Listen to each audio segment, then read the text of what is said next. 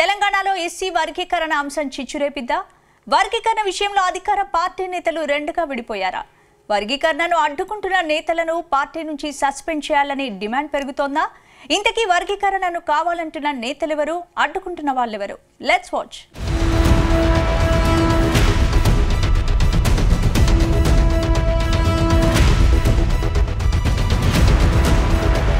తెలంగాణలో ఎస్సీ వర్గీకరణ వివాదం రచ్చరాజేస్తుంది.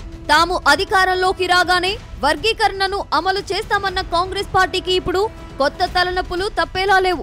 ఎస్సీ వర్గీకరణపై అధికార పార్టీ నేతలు రెండు వర్గాలుగా విడిపోయినట్టు తెలుస్తుంది.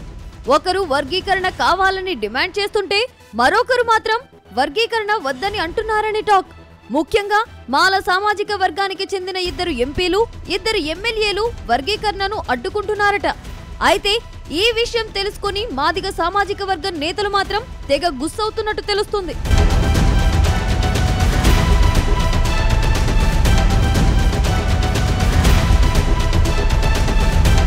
తాజాగా ఇదే విషయమై రెండు వర్గాలుగా విడిపోయిన నేతలు ఎవరికి వారే వరుస సమావేశాలు నిర్వహిస్తున్నట్టు తెలిసింది.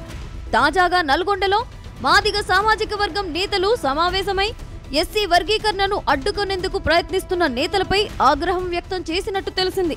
అంతేకాదు పార్టీ తీర్మానించిన అంశాన్ని మాల సామాజిక వర్గం అడ్డుకోవడాన్ని తీవ్రంగా వ్యతిరేకించినట్టు సమాచారం.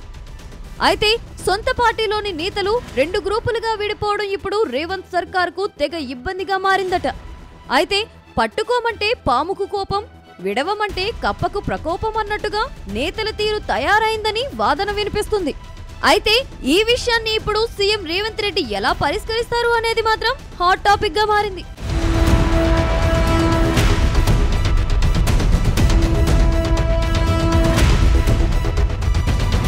ఇక ఎస్సీ వర్గీకరణ అంశం ఈనాటిది కాదు. వర్గీకరణ కోరుతూ చాలా మంది లీడర్లు పోరాటం చేస్తున్నారు. ఈ విషయాన్ని గత అసెంబ్లీ ఎన్నికలకు ముందే గ్రహించిన అప్పటి టీపీసీసీ చీఫ్ రేవంత్ రెడ్డి వర్గీకరణ చేసి తీరుతామని ప్రకటించారు. తాము అధికారంలోకి రాగానే అవసరమైతే ప్రస్తుతం ఉన్న నోటిఫికేషన్లకు వర్తించేలా చేసి మాదిగ సామాజిక వర్గానికి చెందిన నేతలకు మేలు జరిగేలా చేస్తామని అసెంబ్లీ వేదికగా హామీ ఇచ్చారు. కానీ ఇటీవల డిఎస్సీ ఉద్యోగుల విషయంలో వర్గీకరణ రిజర్వేషన్ను అమలు చేయలేదు. అయితే వర్గీకరణ అమలు చేసేందుకు ప్రభుత్వ మంత్రి ఉత్తమ్ కుమార్ రెడ్డి అధ్యక్షతన ఓ కమిటీ సైతం వేసింది. తాజాగా మంత్రి ఉత్తమ్ కుమార్ రెడ్డి నేతృత్వంలోని కమిటీ ప్రభుత్వానికి నివేదిక సైతం ఇచ్చింది. అయితే వర్గీకరణ అమలు కోసం రిటైర్డ్ న్యాయమూర్తి ఆధ్వర్యంలో ఏకసభ్య కమిషన్ వేయాలని నిర్ణయించింది. ఈ కమిషన్ డిసెంబర్ 14వ తేదీలోపు సర్కార్కు నివేదిక అందజేయాలని ఆదేశించినట్టు తెలుస్తుంది.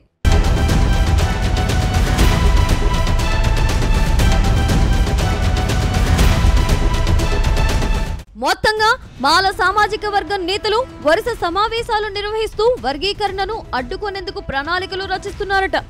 అయితే ఈ మీటింగులపై మాదిగ సామాజిక వర్గం నేతలు తీవ్ర ఆగ్రహంతో ఊగిపోతున్నారట. వర్గీకరణకు పార్టీ హైకమాండ్ అనుకూలంగా నిర్ణయం తీసుకుంటే కట్టుబడి ఉండాల్సిన నేతలు ఇప్పుడు వ్యతిరేకించడం ఏంటని ప్రశ్నిస్తున్నారట. ఒకవేళ ఎస్సీ వర్గీకరణను అడ్డుకుంటే మాత్రం పరిస్థితులు మరోలా ఉంటాయని హెచ్చరిస్తున్నారట.